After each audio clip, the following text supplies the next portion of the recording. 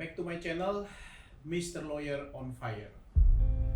Kembali saya menyapa Anda pada siang hari ini. Sesudah satu harian kita berkegiatan, dan terutama dalam satu minggu ini, nalar kita disibukkan dengan sumbangan 2 triliun dari keluarga Akiditio yang diserahkan oleh putrinya Herawati. Dan terus terang ini agak membawa pikiran saya bermacam-macam. Yang pertama, saya melihat dari segi nilai-nilai keluarga, sehebat apa bagaimana almarhum Akiditio itu mendidik anak-anaknya sehingga melaksanakan, mengeksekusi wasiat daripada Pak Akiditio almarhum.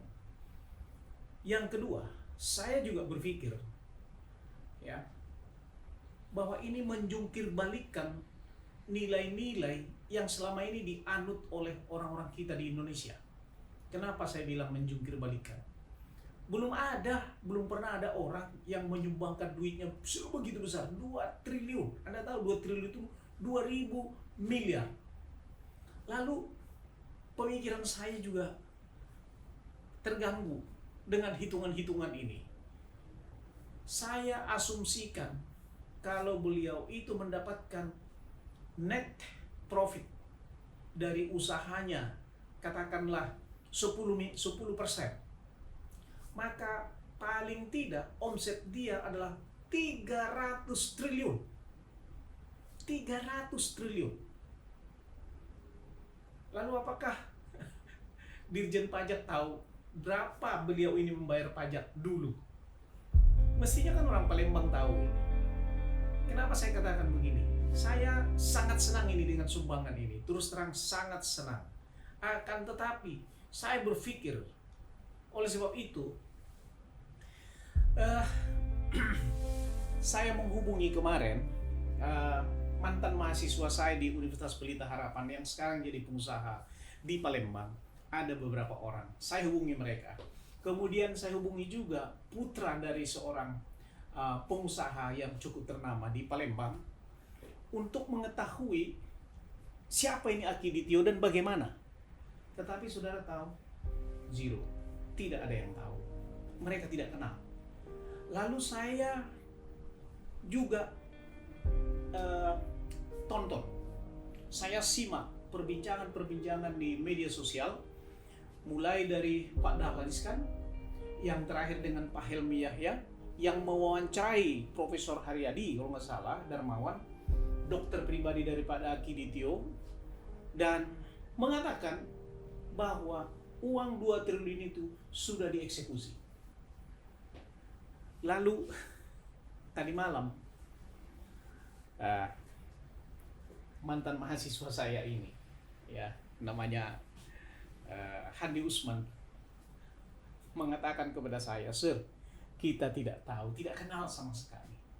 Ya, tidak kenal. Lalu saya berpikir, saya katakan kepada dia, "Handi, aku mau tahu nilai-nilai keluarga itu. Aku pengen tahu sehebat apa anak-anaknya. Hebat dalam arti bagaimana mereka tidak gontok-gontokan terhadap warisan ataupun wasiat daripada ayahnya itu. Kenapa? Karena fakta yang saya temui dalam semua etnis, ketika ayahnya meninggal, maka pasti ribut untuk urusan warisan daripada orang tuanya. Apalagi kalau tidak ada wasiat. Sedangkan ada wasiat saja pun, mereka itu akan gontok-gontokan. Kawan-kawan, saya dapat informasi dari mantan mahasiswa saya yang lain di sana. Tadi pagi, dia katakan, "Sir, ternyata diserahkan uang itu dalam bentuk giro." Aku mau sampaikan, aku mau berbagi tips tentang giro. Giro itu adalah janji. Berbeda dengan cek. Jadi kalau diberikan giro, kalau satu saat nanti dikatakan giro itu misalnya tidak ada uangnya, katakan begitu, maka si pemberi giro tidak bisa dituntut pidana oleh karena giro itu. Berbeda dengan cek. Saya tidak tahu seperti apa itu nantinya, akan tetapi saya dapat membayangkan. Ya, saya dapat membayangkan. Ya, mungkin terlalu jauh kalau saya ngomong. Seandainya itu benar, ya, kenapa tidak ditransfer saja uang 2 triliun? Ya, itu yang pertama. Yang kedua, apakah bapak-bapak pejabat yang di Palembang itu sebelum menerima informasi ini mengcek, ya, kan gampang sebenarnya, ya, ada di sana Bank Indonesia, ada beberapa bank, ya, saya tidak tahu, pasti tahu. Oleh sebab itu, aku berpikir saya belum yakin tentang informasi ini. Saya belum yakin. Kenapa? Ya, saya mau berikan kesimpulan di depan. Mari kita berpikir. Disebutkan bahwa Akiditio itu adalah orang dari Langsa, Aceh Selatan. Ya, pengusaha di Aceh Selatan tadinya. Pengusaha, bahkan dia bikin pabrik limun. Media sudah mewawancarai orang yang mengambil alih perusahaannya. Disebutkan anaknya Akiditio itu yang paling besar sudah almarhum juga. Ya. Nah, lalu di sana bertemu dengan Bapak Kapolda Sumatera Selatan yang sekarang. Pada waktu dia bertugas di Polres di Langsa itu. Aku berhitung, kalau pada saat itu Pak Kapolda itu berumur katakanlah 30 tahun. Dan sekarang Pak Kapolda berumur kira-kira 56 sampai 57 tahun. Berarti ada 26 tahun atau 27 tahun mereka berpisah. Ya. Dan dari dalam 26 tahun ini, Akiditio pindah ke Palembang. Terus punya harta yang sangat banyak. 300 triliun omsetnya. Bisnis apa? Ya, bisnis apa? Oh, banyak di Indonesia ini orang yang bisnisnya gila-gilaan, tetapi tidak bisa disembunyikan. Tidak bisa disembunyikan. Usaha tidak bisa disembunyikan. Sawitnya berapa ratus hektar, ribuan hektar untuk menghasilkan segitu banyak omset. Atau usaha perkapalan, atau usaha misalnya pertambangan, tidak bisa disembunyikan. Maka nalar saya agak terganggu. Mudah-mudahan saya salah.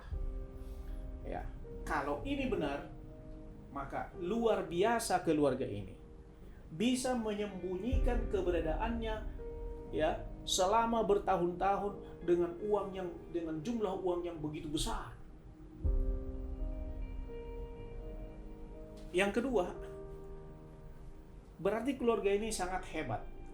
Hebatnya apa? Bagaimana mendidik anak-anaknya sehingga sedemikian rupa sangat setia dalam melaksanakan wasiat daripada orang tuanya. Ya. Kita melihat, ya, dalam wawancara Bung Helmi Yahya dengan Pak Profesor, dikatakan beliau ini anak-anaknya orang-orang yang disiplin, luar biasa, disiplin. Ya. Nah, ini yang aku gagal untuk mencari tahu sampai saat ini. Akan tetapi berita yang mengatakan siang ini yang mengatakan bahwa beliau itu dipanggil, putrinya itu dipanggil ke Polda, dan yang memanggil adalah Ditreskrim itu menjadi pertanyaan besar buat saya. Untuk saat ini, mungkin situasi ini bisa lain menjadi hiburan sementara kepada kita dalam masa-masa pandemik ini. Karena apa? Karena ternyata kita itu, ya, sangat gampang mengendorse hal-hal yang belum pasti atau belum tentu kebenarannya. Ya. Sebab itu, mari kita berpikir, mari kita melihat, dan ya kita sikapi dengan baik. Saya berharap Pak Kapolda sukses, ya, keluarga Akidi benar-benar menyampaikan 2 triliun supaya masyarakat Sumatera Selatan berkurang bebannya, khususnya dalam menangani masalah-masalah COVID pada saat ini. Oke, sukses buat Anda semua. Mari kita menggunakan nalar kita dengan baik. Untuk saat ini saya mohon maaf kepada saudara. Karena apa? Karena ada kemungkinan kita akan berbeda pikiran, ya, berbeda sudut pandang dalam kasus ini. Tetapi saya mau memastikan bahwa itu adalah bentuk kekagumanku kepada keluarga Akiditio. Seandainya benar-benar itu mereka sampaikan dengan tidak ada masalah.